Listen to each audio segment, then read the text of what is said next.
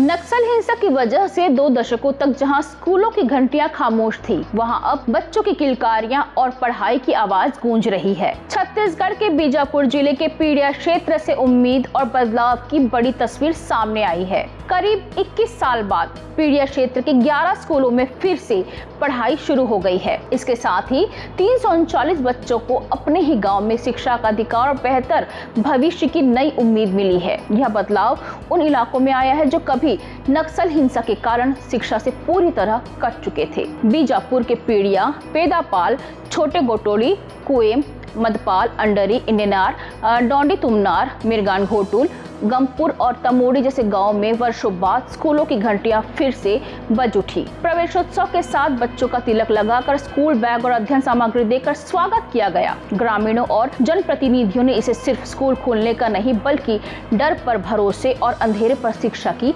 जीत का दिन बताया। जिला प्रशासन का कहना है कि नक्सल हिंसा के कारण लंबे समय तक बंद पड़े स्कूलों को चरणबद्ध तरीके से फिर से शुरू किया जा रहा है। इस साल अब तक जिले में 37 बंद स्कूलों का पुनः संचालन शुरू किया जा चुका है ताकि दूर दराज के बच्चों को अपने ही गांव में शिक्षा मिल सके। कभी बंदूक के आवाज से दहशत में रहने वाला यह इलाका अब स्कूल की घंटियों और बच्चों की मुस्कान से नई पहचान बना रहा है। शिक्षा के जरिए बदलते बस्तर की यह तस्वीर सिर्फ एक खबर नहीं बल्कि आने वाले भविष्य की नई शुरुआत है। ऐसे अपडेट्स के लिए बने रहिए आप सीजी भास्कर के साथ। मैं माधवी आप सभी से इजाजत चाहती हूँ। नमस्कार।